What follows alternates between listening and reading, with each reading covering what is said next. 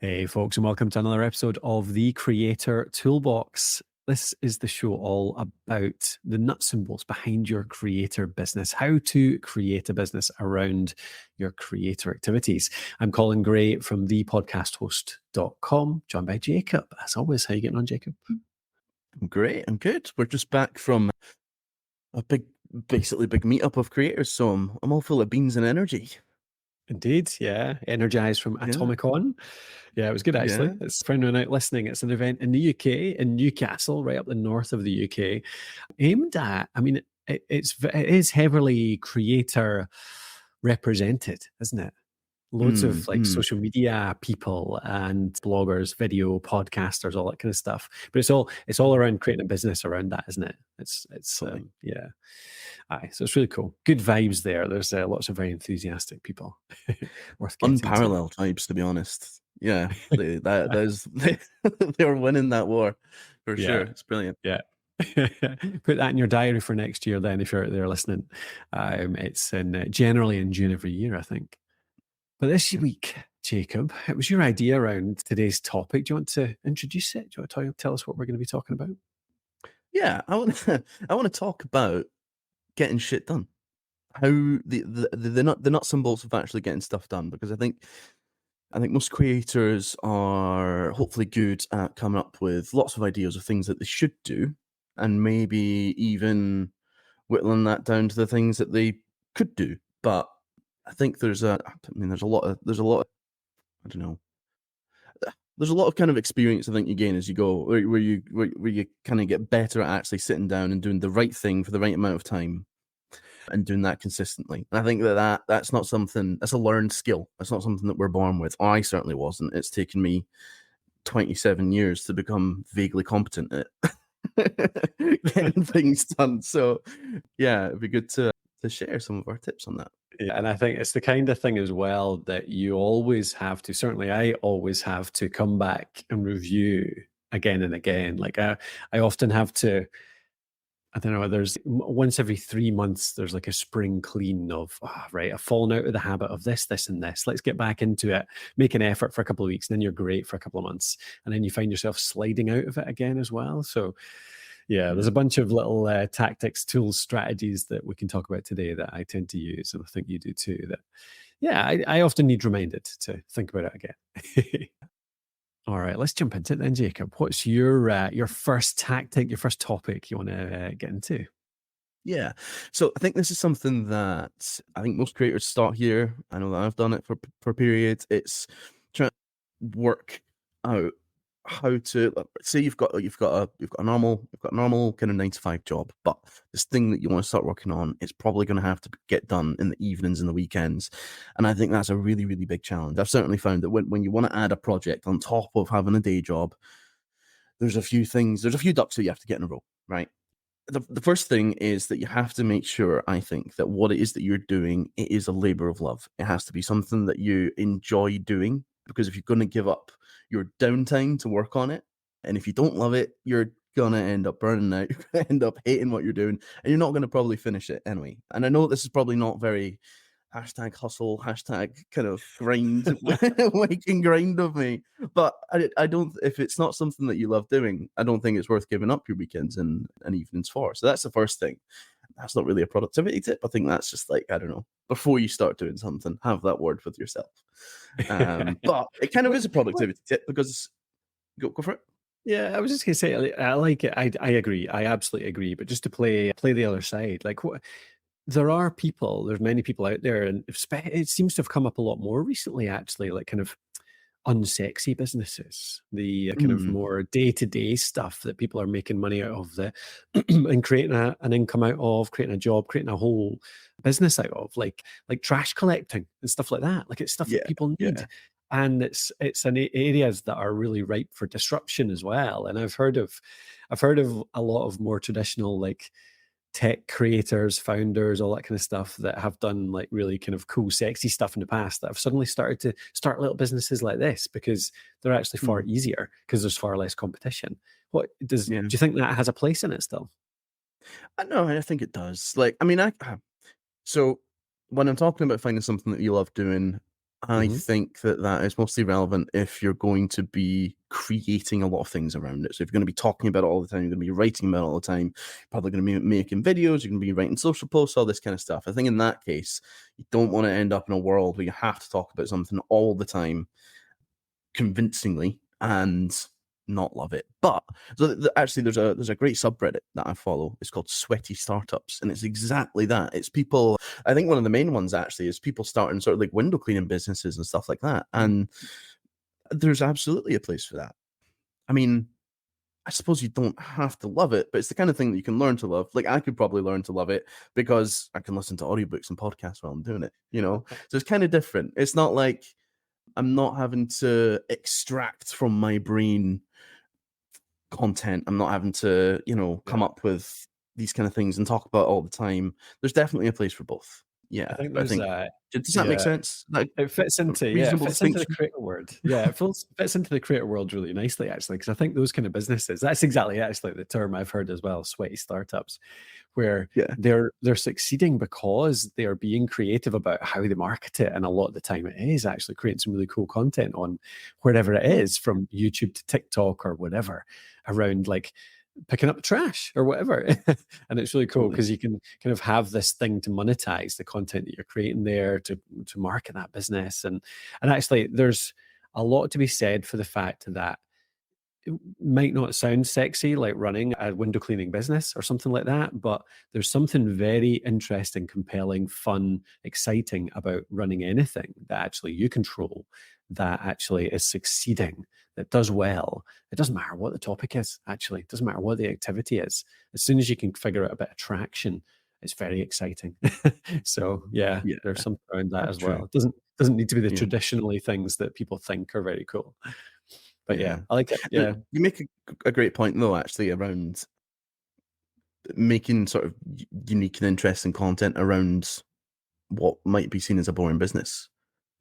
I think that there's a well, obviously 95% of these businesses that aren't doing that. So you could have a bit of an unfair advantage if you're willing to do that. Yeah, that's Think a so, that's a cool one. definitely. Yeah. So with the evenings and weekends thing, I think it's equally important that you have that word with yourself at the start and you make sure that you're comfortable with what you're going to be kind of putting all this time into. But you this might not need to be said, but you also really need to make sure that the people around you are going to be cool with it too. So if you have a significant other, if you have a family, I think it's important to set those boundaries before you start. Or not boundaries, you don't want to tell them this is what I'm going to be doing and blah, blah, blah. You have to be okay with it, but you have to, I don't know, they have to be on board with it, you have to know that they kind of support you in doing it, that they understand that I'm going to be working on this stuff. Like, after I come back from work, after I have dinner, I'm going to set aside a couple of hours to do this. And, I think that's important too, because it's just another one of those things that, like, if that becomes a problem, that's going to stop or slow everything down, or, so another kind of thing that you need to have your ducks in a row. If there are people around you, you need to have that conversation with them. But in terms of like Yeah. practical, yeah. I mean, how did you do that when you've been doing this for a long time? But how did that conversation start with your SO? Yeah, good question. I mean, I think one of the biggest things I learned in that when I was still doing it part-time was the risk of, or the danger of, just kind of always trying to get a little bit of something done. So like in the smallest of gaps, just pulling out your phone and answering some emails, or pulling out your computer and writing up a quick proposal or something, or anything. And I fell into that trap a fair bit in the early days, but that actually was almost the most dangerous. And even, even worse was the when I was really into, like in the early days, when I was really trying to build something and really, really excited about it all, I just always wanted to be doing it. It's like that was the hobby. But my other half, my kids, they wanted to do other things. Like one of the worst was like sitting watching telly, and it was a program, and I'd be enjoying it, but actually I'd rather be writing a blog post at that point. And so I'd end up putting out Mm, my computer and thinking it was fine to be like tapping away on my computer at the same time as watching this program, because we're not necessarily talking to each other too much when yeah, you're watching TV anyway. But I realized over a relatively short period of time, just through some conversations with my other half around it's different. There's something around like a shared experience. Like even if you're in silence watching the telly, and there's especially something around like just pulling out your phone in any given moment or your computer in any given moment and not allowing space for those conversations or just like being with each other to arise. That was really, really dangerous, I found, because you feel like it's okay because it's a wasted point to you. It's like a bit of wasted time to you because you've got this really exciting other thing going on, but it's not to the people you're around. And so I ended up being really strict about if I wanted to get some work done, I would actually schedule it. I would say, right, I'm going to do something after dinner for an hour. And I would say that to my wife. And I would go upstairs and I would be somewhere else out of the way and do it. And then I would come back. And so it's completely segregated. It's one or the other. It's kind of standard mindfulness type stuff, isn't it? It's like you should be, whatever you're doing, you should be all in on that thing and not splitting your attention. So that was where I tried to go with it and manage most of the time. Still not always great at it, to be fair, but I found that helped a lot, that segregation, really. Yeah, it's so easy to do that, to kind of see these moments as kind of wasted, isn't it? But yeah, you're right. Yeah, it's about being present in that moment and whatever it is that you're doing. And yeah, you have to be aware of the other people around you. I've been guilty Yeah. of that. I've been bad at that. But you have to, like you have to have the conversation, and then kind of you see, right, actually, this is how this other person's feeling about this. So Yeah. yeah, Yeah. you segregate. You make the. I'll talk about it in a minute, but actually, I think the place that you do things has a big effect on how much you get done, or it certainly does for me. I know it's not like that for everyone, but for me, Yeah. very very much like that. I'm probably one of the extremes.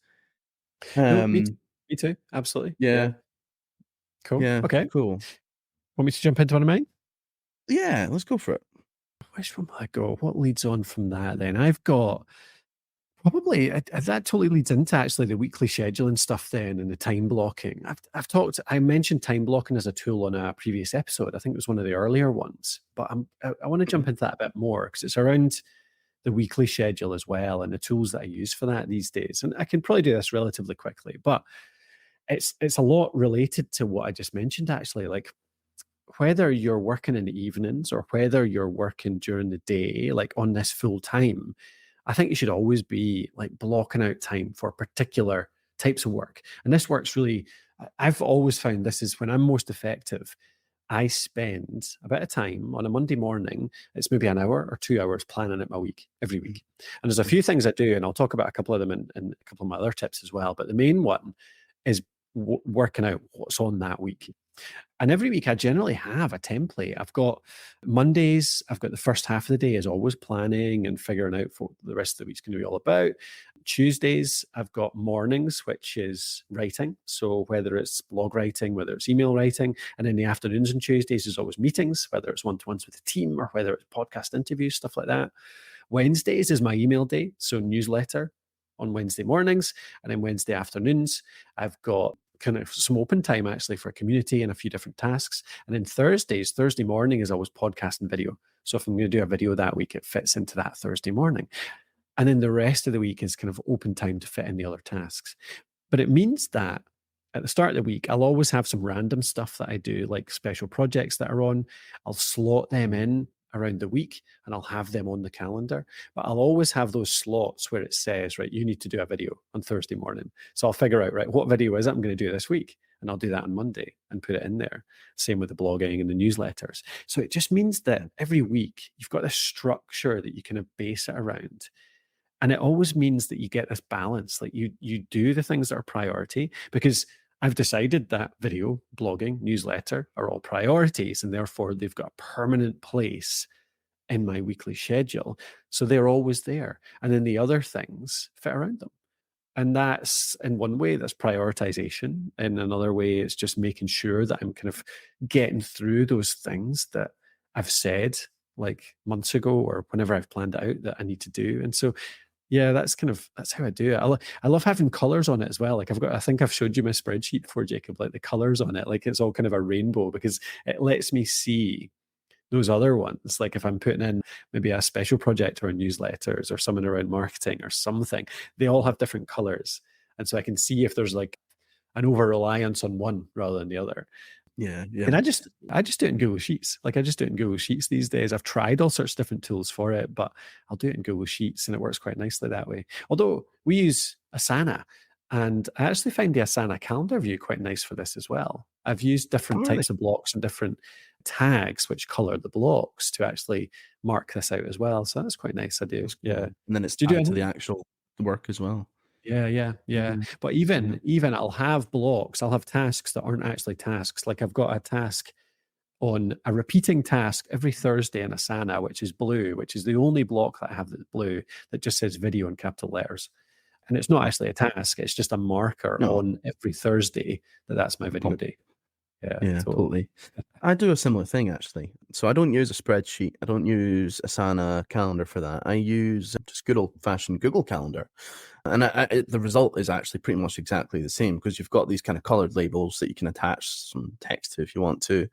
And I can plan out the week in terms of those blocks. I can extend the blocks if I need to make it longer or whatever. But the reason that I actually started using Google Calendar was because it does the same as your sheet really, but it tells me how much time in that view of the week each block takes up. So I can kind Mhm. of see, and I go Yeah. when I've got a lot on, when I'm doing evenings and weekend stuff, I go to the nth degree. I have to make sure that I plan out not just work stuff, but I need to make blocks for like, this is socializing time, this is downtime. And there might be other socializing and downtime, but this is non negotiable. I know that at this time in the week, I'll have done this much at 9 to 5 and this much in the evenings. And if I don't have this social time or if I don't have this downtime, by the end of the week, I'm going to be either like just an angry mess or I'm going to be depressed or burnt out or like I have to have that balance. So yeah, Yeah. yeah, when I've got a lot on, I go to the nth degree with it really. I Yeah. mean it's all down to the individual. And there's people that can power through a week with no downtime and no social time, but I'm not that guy. I can't do it. You can do it short periods, I think, but I don't Yeah, think anyone in the world that can do that for any long period and not suffer some ill effects from it. I just totally, don't think. totally. Totally. And it Under also under the depends crunch, like if there's something that has to get done, totally can. on. That's okay. But like I just know that after a couple of weeks of that unbalanced thing, I'm gonna start burning out and I'm gonna start, deteriorating. Yeah, yeah. And it kind of the last thing you want to do is like destroy your enthusiasm for something. Like, often when you start a project like Yeah. that, like, you're really enthusiastic about it. And I find myself like, I love the stuff that we do. I feel really lucky to do the work that we do. But when I'm not managing myself well, it's the points where I start to get really negative on it. And I'm like, ah, don't like doing this anymore. But I realize it's because I'm not managing my time well. I'm not, a big part of it actually is, and we'll probably go into this a bit more as well in our other tips here, but it's seeing the achievement at the end of the week. Like, it's when when you schedule things better, when you manage your time better, when you prioritize well, then you can generally see some kind of progress or achievement by the end of Mhm. the week more effectively, rather than just, oh, I've done a whole bunch of little things and I've made progress, but I can't really see what. I can't remember what I did. Yeah. What did I do this week? That's when you end Yeah. up being just a bit frustrated and not even just burned out, but just like annoyed because you feel like you've not done anything or been made any progress. So yeah, I Yeah. think that's Yeah. a huge part of it. Yeah. Got a Okay. question. Yeah. How do you so it's to do so you said you do your kind of weekly planning on the Monday, right? Yep. What do you do when you've got a big project on, something that is like, kind of like a multi-week project? Obviously, we'll try and break it down in smaller parts that we can deliver easier. But yeah, what do you do to keep that momentum going into the next week? Because what I do is rather than do the planning on the Monday, I do like a handover for Monday, Jacob, on the Ooh. Friday, and just to kind of like remind myself, this is where we are. This Yeah. is actually what you're thinking about. These are the ideas that you've got to solve this problem. Do you ever do that? Do you ever plan on the Friday rather than the Monday? Yeah, yeah. Okay, well, I'll jump into one of my other ones then. I'll jump straight to it and skip one of yours because that's basically the biggest thing in another tip I wanted to bring, which was around deep work. So Cal Newport, The Power of Deep Work, he's got tons of stuff in that book. But the big thing is like keeping focus. And I think one of yours is focus. That's spotted on your notes here. Mm. You've got focus as one of yours. So let's kind of jump from this into your next one as well, because focus is a really big thing. It's how to stay focus. That's what you're asking here. It's like when I've got something big, how do I stay on it? How do I keep it going? And my biggest thing for that and around achieving that deep work and really staying in there and staying focused is writing a journal. That's what my handover is every single Monday morning. So that's the other part of it. I hinted at the fact that I do more than one thing. I make my weekly schedule, but before I even do that, I write a little journal. And it can be little, it can be only like 3-4 sentences some weeks, because it's really kind of clear to me what I need to do, or it's really clear to me what happened last week, what needs to happen this week. Sometimes it's like 3-4 pages when I'm like kind of needing a bit more thinking time. I'm needing a bit more figuring out. But my journal is where I basically talk to myself. I talk to myself about what happened last week, what went well, what didn't, what did I learn, what will I do better this week? What is the thing that I finished last week that I need to continue on this week? What's continued? Like, what are my priorities? Has anything changed based on what I thought last week? Is this still the priority? Is it still the most important thing I should do next? I've got a whole bunch of questions that I go through and write down. And that's basically my handover. Yeah. From one to the next. In terms of, yeah. So yeah, definitely. That's a big one for me, like journaling. It sounds really basic. I just do it in a basic way in a Google Doc. But it's just like writing to yourself, writing for yourself, writing for thinking. It's a huge way that I think. I figure things out as I just write for myself. Yeah. It's like having a conversation with myself. And I often write it like I'm having a conversation. I say, should I do this? And then the next sentence says, no, I don't think I should do that. So it's kind of slightly insane, but it works. Yeah, so No, that's what I think for sure. I think that's important to do. I do a similar kind of thing. I will also unashamedly just like actually have an out loud conversation with myself as well. It works just as well, and then I kind of write down the result of that, and that becomes the sort of handover. Yeah. Yeah. So what about your one on focus? I think you've got someone you want to share on focus, don't you? Yeah. So focus for me is having that clear plan. I don't think you can get to focus without. I'm sure this is what Colin Report talks about, but you can't have that focus without the clear plan. That's a given. But for me, and this is an individual thing, I need that environment. I touched on this just before, but I absolutely need an environment which is for work, that is not somewhere that I unwind. So some of the most like tortured time in work that I've had was in like the depths of lockdown, where I'm working at the same desk that I'm later unwinding at to like play video games or something, because there was not very much to be doing in lockdown. And that was the worst time for me. My absolute best work gets done in an environment where there are other people working. Now, I don't even think I could hack your setup, to be honest. I don't think I could, because we've had an office in Edinburgh before where we are. You're different place. Yep. And when I went into that office, that is its own little kind of room, and I was by myself, I was like, this isn't much better than me being at home. There's no one else here with energy. There's no one else here, trying to get something done. There's no one else.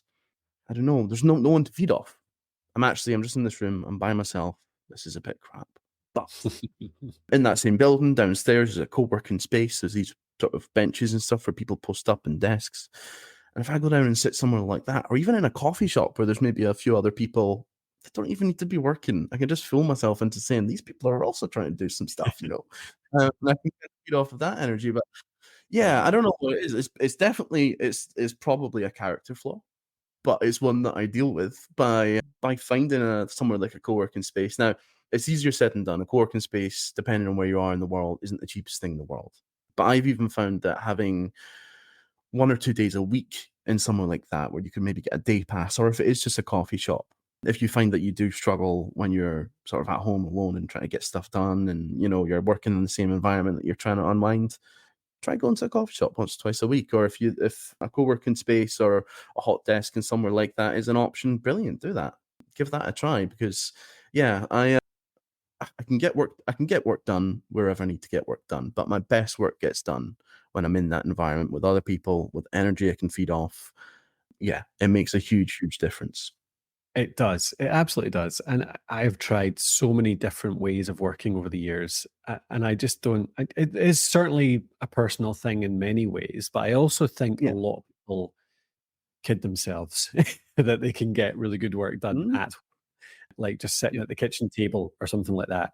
And actually, it's just not even a fraction as effective as having a good permanent space set up somewhere. And I think even there's another level of jump in terms of work quality from, like, absolutely go to a coffee shop and work on occasion, but I even think that is, like, there's some huge limitations in not having a permanent setup. Like, just having your things, like a notepad in the same place every time, or your webcam always set up to jump on a call and record somebody you need to, or, there's just, I love my room here because I've spent the last 3 years setting it up to be everything exactly where I want it, and I can just go and do a thing that I need to do straight away.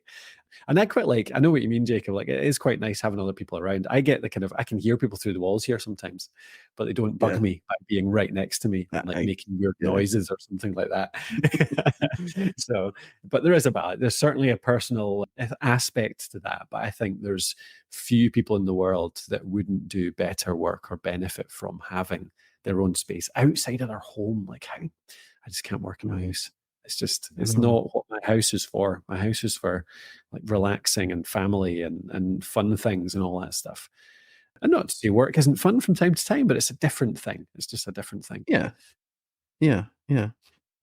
Really agreed. Aye. Yeah. What about things like distractions when you are working? Like, talking about focus, like, Mm. do you have any tactics around, like, social media, email, Slack, like communications and things Yeah. like that? How do you handle all that stuff? Yeah. I suck at email, so that's that solved. I tend to just take a long time to look at it and go through it. So yeah, that's not well. I say that right, but I do. There's at least maybe 2 days a week where I'll sit down and I'll go through it. I'll reply to everyone that has to get replied to. I am not apologetic about the fact that I don't sit and look at my email every morning and reply to everyone. Like, and it's just because we don't get, like, there's not that much that comes through that is like has to be answered now. We're not doing direct sales, we're not doing anything like that. It's kind of a privilege that I don't have to sit down and empty my inbox every morning. But that's one thing. Slack. Slack's I've taken a while to figure out what works for me with Slack and distractions and stuff like that, but it's really just as simple as, and actually I kind of owe this to you really in that this has been okay to do, that it's fine to close Slack. It's fine to say you can set a status in Slack and pause your notifications. It's fine to say I am focusing right now. You can see if you need to contact me, you can see that I've set this status and I'm not going to receive notifications. I don't ever set that for like a full day, So if I need to get deep work done, if I know I've got a project, this is going to take me maybe 2 or 3 hours to get this bit done, and I just want to get from beginning to end with no distractions, I'll set that status and I'll pause the notifications, and then I'll come back and I'll catch up. But I think that's really important, being able to disconnect. Same with the phone. I more and more these days, my phone ends up on Do Not Disturb, which annoys people to no end. But like, we survived not even a couple of decades ago without being contactable 24/7, and I think it's fine. I do. I think it's fine. I don't think that people should be able to call me whenever they want, actually. I Sure. think I should have some say in that. Is your Do you phone know what I ever mean? off silent? No, it is. I often forget to take it off silent though. Although, no, sorry, I tell a lie. It's almost always on silent, Yeah, but it mine's goes never off on Do Not silent. Disturb. I never Yeah, have mine off yeah, silent. Yeah. yeah, And quite often it's on Do Not Disturb. Yeah, for sure. Yeah. I don't think there's yeah, anything. Yeah. It's great. yeah. And it's kind of as simple as that. It's a simple place to arrive to, but it depends. It depends where you're working. It depends Yeah. It's what your not policies an are in the option for company. everyone. So it's not, Yeah. yeah, it's not always an option. But if that is an option, it kind of is as simple as that. Get okay with communicating clearly that you're not Mhm. available, but be okay with not being available. I think there's a big thing if you're out there looking to get more focus in your day and you are being bugged by Slack notifications, email notifications, all that kind of stuff, and you feel like you have to think about why. Like, is it literally that you're asked by your teammates or your boss or people you're working with, whatever it is, that you need to reply within a given time? It's actually about then going back to them and suggesting, look, there might be a better way to work here. I can get better work done if Yeah. I can just literally turn everything off and do some deep work for a couple hours. And there's so much behind this. Like there's research behind it. There's just anecdotally so much like that proves it out as well, that you get so much more done if you can just spend half a day just doing a project and dig deep into it, get into that flow state. It takes so long to do that task switching that is required there, like switching from this to Mm. that. You're even just answer an email or something like that. It takes you another 5-10 minutes to get back into your flow of the task you were in previously. So much wasted time, so much lost time, and also so much dissatisfaction as well because of those distractions. Yeah. Like there's nothing better than being in flow for a couple hours and just feeling like you're Oh, just flying through literally. something and just, yeah, Yeah. it's so good. Yeah. So I think Yeah. meetings as well. Like I only have 3 parts of the week which are for meetings. And occasionally I'll sneak another like really high priority one in or speak to somebody in the team like yourself or somebody I'll jump on for 10 minutes. But for proper, like for half-hour meetings or whatever, I've only got Tuesday afternoons, Thursday afternoons, and sometimes Wednesday afternoons too. And that's it. How do you Yeah. reconcile the fact that you and I both quite like just jumping on 5-10 minute calls as and when required? But Yep. like, I agree. So like, extreme example, my flatmate Kier, right? He works at a corporate company, and every single morning at 10 a.m. he has to do a half-hour stand-up where he says nothing, just Yeah. has to be there every morning. Like that is pointless. Whatever it is that has been one-way broadcasted definitely could have just been text-based. But like, how, I don't know. Yeah, how do we reconcile the fact that actually sometimes it is easier just to jump on a call for 5 to 10 minutes? Oh, I think, yeah, as soon as you've exchanged more than 6 or 7 Slack messages, by that point, it's better just to jump on for 2 or 3 minutes. Like, dude, that's what like, Slack is a bad Slack is kind of a good and a bad thing in many ways. Like, it's made a lot of people very impatient and made, like, instant replies kind of suggested, if not required. Mhm, But one mhm. thing I think they're good for is, like, they build in, like, the huddles was a really nice idea. The fact that you could just really quickly do a quick, just audio only connection if suddenly your thread has gone beyond like 1 or 2 minutes. I think you just jump on Yeah, a call yeah, as well. But I mean, that's by choice. So when you say that, like, how do you reconcile that? Like, I'll be off Slack for an hour or 2 hours to do some deep work, and then I'll think, right, I need a break, and it almost feels like a break for me to go and check my messages, my Slack messages, yeah, like go and see what's yeah. been going on, what people are talking about, and if something comes up, then I'll spend 20 minutes maybe replying to stuff and contributing to conversations, and then I'll jump into that 5-10 minute call then if it's needed, if somebody else is online at Mhm. the same time. Or I'll say later on, do you want to schedule this in for a certain time? And actually say, like, here, let's jump on at 4 o'clock because we're both free at that point. So I think it's just Yeah, about that kind of forward planning and making sure that it fits around those deep work blocks that you're trying to schedule in. yeah, definitely, definitely. Cool. Yeah, I mean, this is all a wonderful sort of advertisement for working for yourself and creating your own rules and starting your Yep. own creator business. And yeah, Yeah. yeah. So you If can you work, set, yeah. if your 9 to 5 doesn't allow you to do many of these things, that must Yeah. suck. Yeah. I mean, we could jump into the detail of like how you avoid those distractions, couldn't we? Like I don't know, I hear people talking about life hacks around how to block your social media or how to these tools that like stop you doing things, like literally block you from doing certain things or looking up like they block the internet for an hour and stuff like that. Oh yeah, I'm not sure. Like, I don't know. What do you think about like I have to admit, like when I hear that sometimes I think you're just like you just need to do it. Like, why do you need these tools? mm, Like if you're being distracted by the web, you're not choosing the right thing to do. Because I think if you're doing the right thing, almost certainly you feel the motivation to do it and you know that this is the right thing that you should be doing right now. And therefore it's like it's priority for you and you just get it done. And yeah, you put your phone away in a different room and things like that. Like you just kind of I'm not sure. yeah, It's kind of the yeah, Stephen Pressfield stuff, isn't it? Like amateurs procrastinate and think and plan, and professionals just turn up and get it done, no matter what the weather, what the mood, what the illness.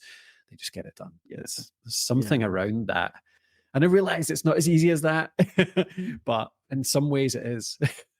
yeah.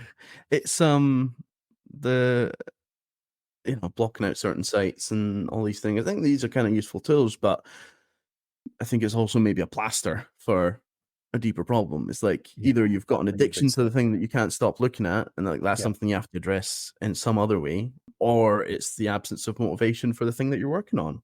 And Mhm. then you have to ask yourself, are you working on the right thing? Yeah. Or and if it's all the time, every day, then yeah, I think you have to ask yourself big questions.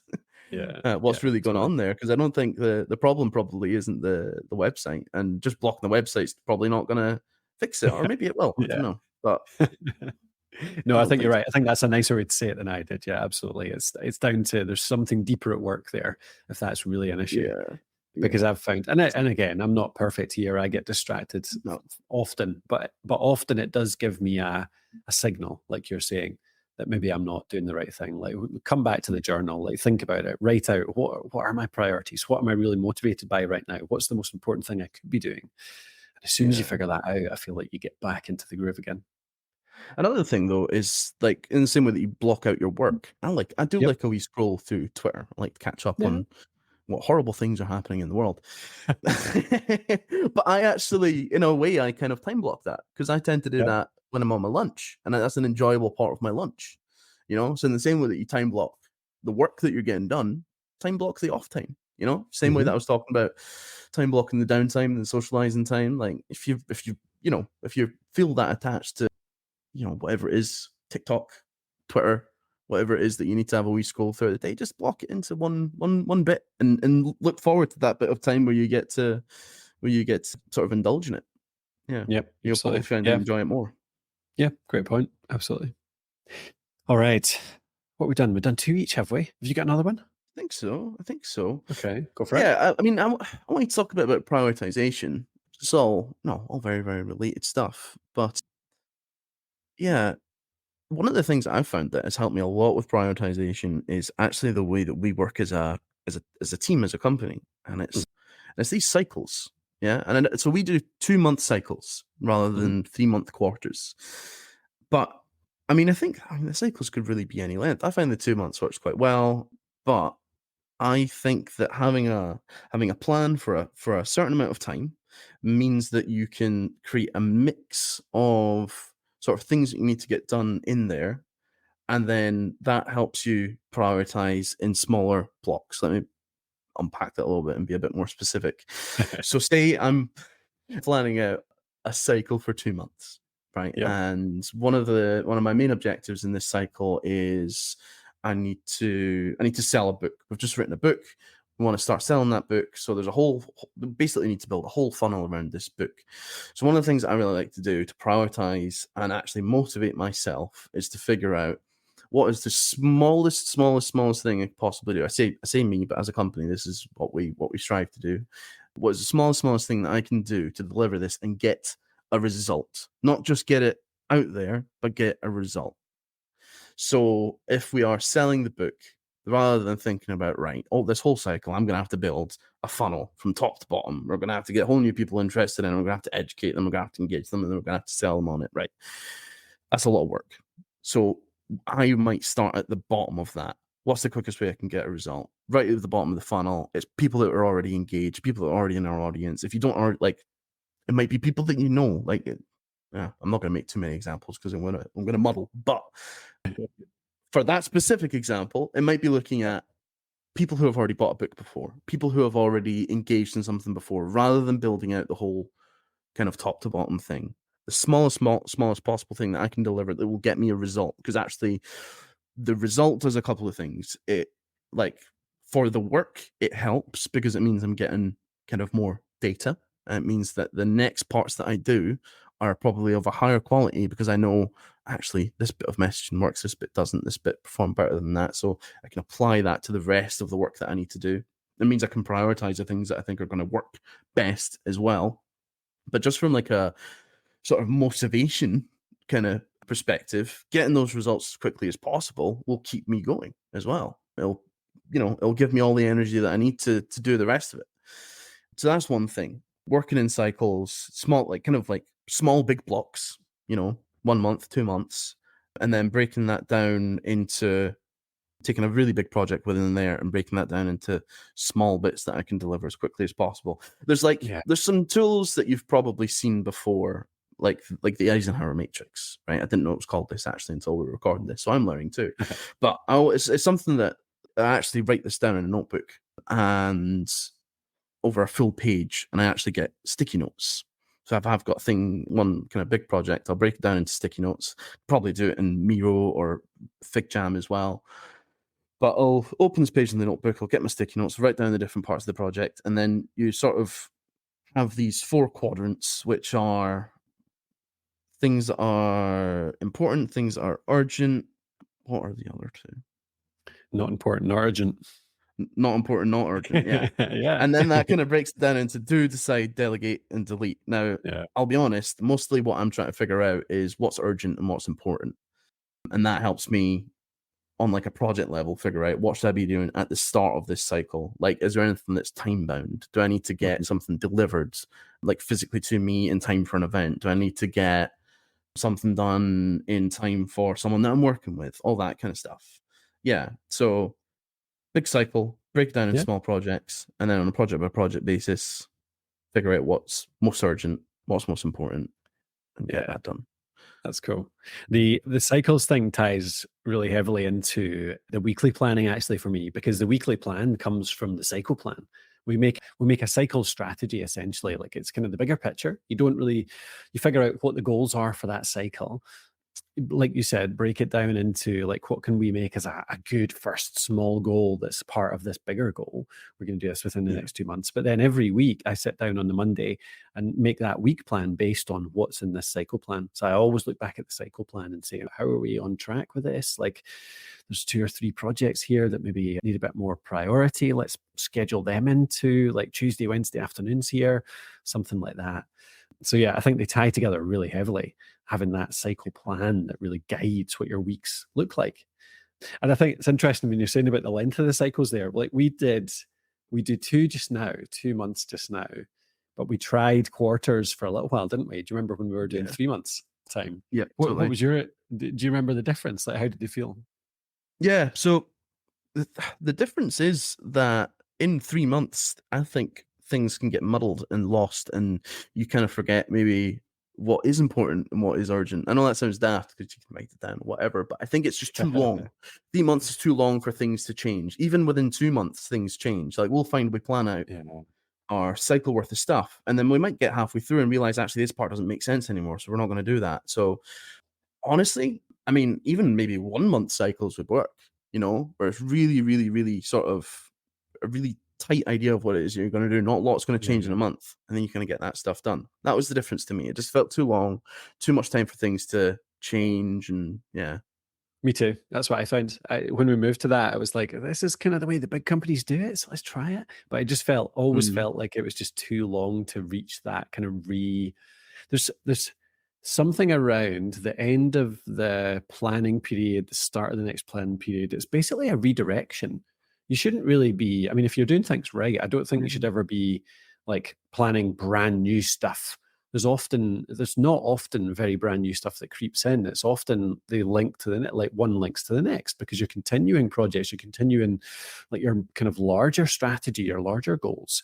But I felt yeah. always like that kind of little redirection, that little like, where are we now? Where have we been? Where are we going next? Was just a little bit too long with 3 months. And I used to, when I worked on my own, I did it in months. So I always planned out month to month. I had a plan for every single month. And at the start of the month, I would always plan for the next. And I found that worked really well when it was just me. But as soon as we had more than a few people in, I think when we had like 2 or 3 people in the team, it was still kind of okay. But as soon as we were like three, Mm, four, five, it became too short actually, because yeah. as soon as you start to work with other people, you can do bigger things, but it takes a bit longer because of the planning and collaboration involved. So yeah, Yeah. My take on that was actually it's down to the type of projects that you're doing. So like I think that a 1 month cycle would still work with the people that we have just now for maybe for like you and I and content and stuff like that. But actually I think it's the engineering side of the company that probably really needs the longer cycles where projects are big and they take a long time. yeah, It's harder to break down an engineering project because of everything that needs to go into it. You know, there's a whole bunch of different phases, and it just takes time. Yeah. So you probably can't shorten it much and still get kind of chunky bits of work done. But Yeah. I kind of yeah, see it I wonder. as the 2 month works well for me as a kind of larger direction to head in, setting like 5 to 10 kind of bigger strategic goals. And then the week is where I kind of almost plan that those little sprints, like breaking it down. So like our content and stuff like that. And sometimes I think about it over a few weeks at a time. But actually, yeah, I mean, we could always plan like within our 2 week cycles, like 1 month kind of sprints, I suppose. But Yeah, yeah, I don't know. Going back and forth over them all, I found 2 months worked really nicely. And it was actually I got that the cycles term comes from Basecamp, comes from their yeah. what's it called again? They've got a project management book. Oh, I can't remember the name now. I'll stick it in the show notes. Do you remember? No, I don't remember now. Anyway, Shape Up, Shape Up. That's it. So That's it. you can look up. Yeah. Excuse me. You can look up Shape Up, and that's how they manage their project management, their software development, product development, all that stuff. And they do 2 months at a time, and they're quite a big team as well. So I thought we'd try it, and it just Mhm. seemed to work really well. So yeah, that's cool. Okay. All right. What Cycles. else you got? Well, last one for me was really about the day to day, actually, like just literally managing your day to day task management. A bit of focus in here. So this will probably be, I can probably do this in brief and let me know if you have any questions around it. But I think there's a few rules I have for actually just like those tasks right in front of you and knowing what to do and when to do it and kind of feeling a bit organized. First one is no matter what system you're in, you have to have a date on everything. I think there has to be a date on every single task you're putting into your to-do list, whether it's on paper, whether it's in a piece of software. I Sure. also really like to have a tag to categorize it in some way, and I can talk about a few of the tags, but I'll jump back to that. I think there's got to be a way in whatever tool you're using it to be able to isolate today only. I think that's a really important thing actually, to be able to just see the things for today. So like a piece of paper is perfect for that. You've just got a list for Mhm. today.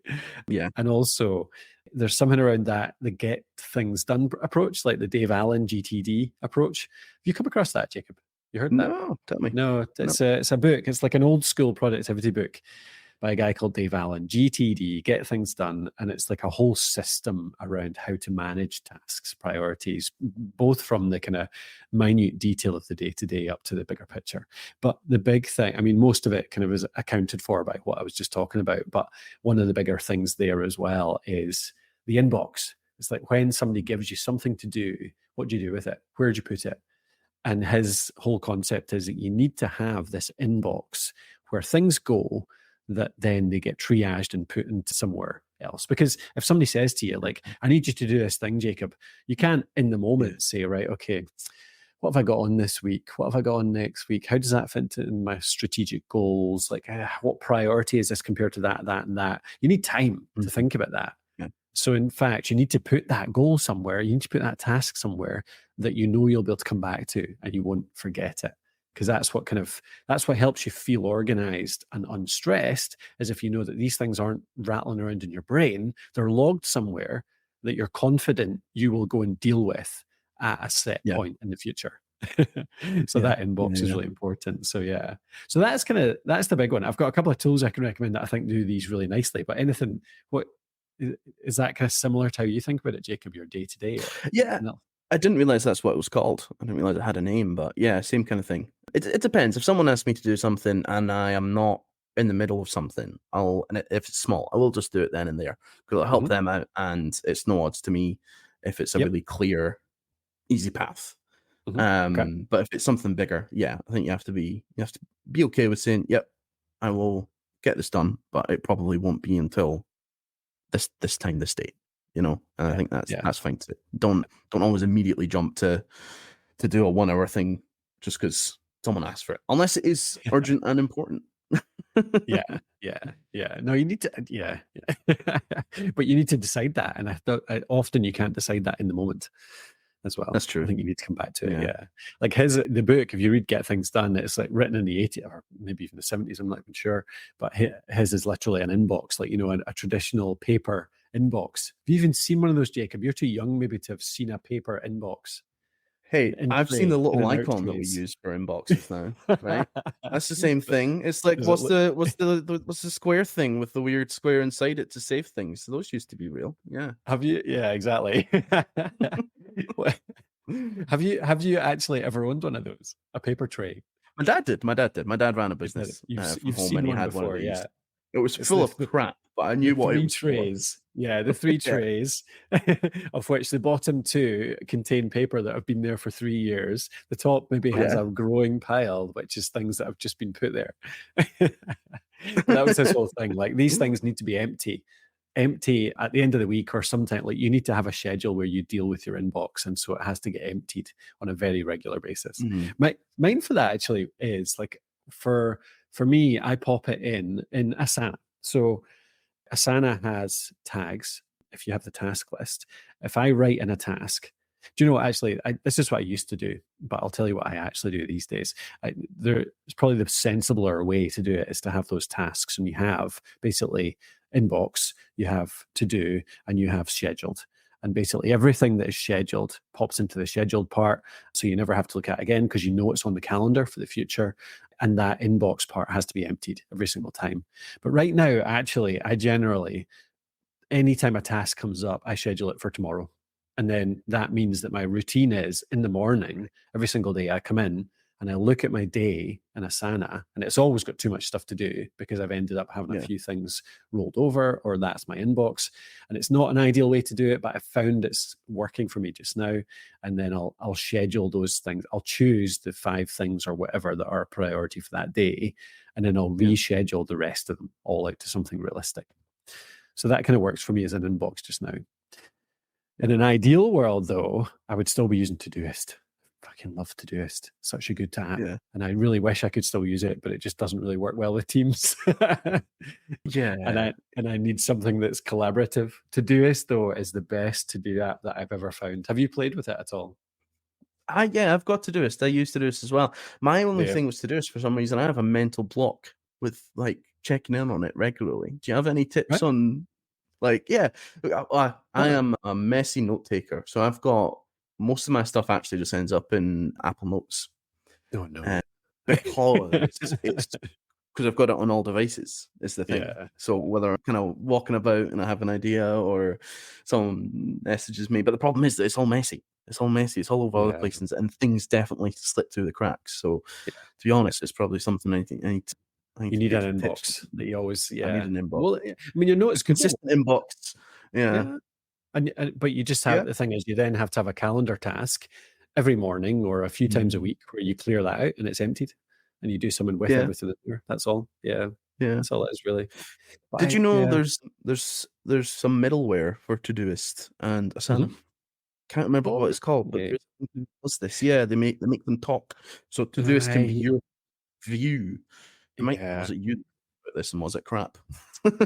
Yeah. Yeah. It wasn't Was it? crap. It did kind of work, but it was just like I, as soon as you've got some middleware, as soon as you've got two different tools, it wasn't quite perfect in terms of syncing between the two. And I find Asana's like 80% as good. So actually it's fine. I'm fine with Asana just now, but I just miss the minimalist. The couple of things particularly are Todoist had a great inbox. So having that inbox, it has literally an inbox sign on the left of the screen. And so it was a really easy way to just quickly open your phone. Todoist would be in my shortcut bar at the bottom. I'd just hit that, hit plus, write a note, and that would be it in my inbox. And right now, my Mhm. equivalent of that with Asana is just open my tasks, create a new task. But the only way to make it as an inbox specifically that I can deal with, that I'm made to deal with, is to give it a date of Yeah, tomorrow. That's why I sure. do that kind of tomorrow thing just now. But Todoist, and my other complaint with Asana is that you can't view only today in Asana. It's weird. You can't Right not that I've now. found, maybe you can, but I haven't found a way to only view the tasks that are scheduled for today in a really easy way. So, and I would like to only see that and not see the mess of stuff that is Mhm. stacked up for the next like few days or weeks or whatever. Yeah. It also handles tags really nicely as well. Yeah. Say that again. I'm saying there must be a filter. You'd Something, imagine. surely. Yeah. Maybe I could Not. figure it out, but Mm, yeah. yeah. But yeah, Todoist, great one. But I mean, equally, Trello, great for it as well. Like Trello's good, classic. And Notion, actually. Notion, like you can set it up so that Notion works really nicely for this as well. I just like having Notion as just kind of note taking and stuff like that instead. I don't really want to use it for something else. Yeah, totally. I've tried to use Notion for kind of managing tasks and projects and stuff, but it never felt like the right tool for the job because it was trying to be the right tool for all of the jobs. I don't know. Yes, exactly. Cool. Okay, that's all of mine. You get any more? Nope, that's me. Nice. Okay, cool. Well, that was productivity, getting shit done, getting your stuff done. Indeed. Go over to the show notes to see some resources. We'll link to any of the apps that we've mentioned in here. I've also got an article that I've written actually on a lot of the stuff I've talked about today. I had a talk that I did on a reasonably regular basis a few years back around being your own boss, building your own boss, actually a whole system around doing annual goals that led to this monthly strategies and tactics down to the weekly planning and the daily tasks. And I've got loads of templates in there around what I used to use. So that actually is just on the blog. I think it's over at thepodcasthost.com/boss, BOSS, thepodcasthost.com/boss. So yeah, that'll take you some templates on that as well. But yeah, check the show notes for the other tools we've talked about. That'll do it for today, I think, Jacob. What? Great stuff. Yeah, that was good. Good. Okay, thank you again for listening. If you want to support the content we do over here, please do go and have a look at thepodcasthost.com for everything podcasting to run a successful show, and alitu.com, that's alitu.com, which is our podcast maker app. Helps you make your podcast in minimum time, the easiest way possible. It's got call recording, audio editing, audio cleanup, podcast hosting, transcriptions, everything you need to run a podcast. And you can get a 7-day free trial to see if it works for you over at alitu.com, alitu.com. Thanks again for listening. We'll talk to you next time. Thank you. Bye.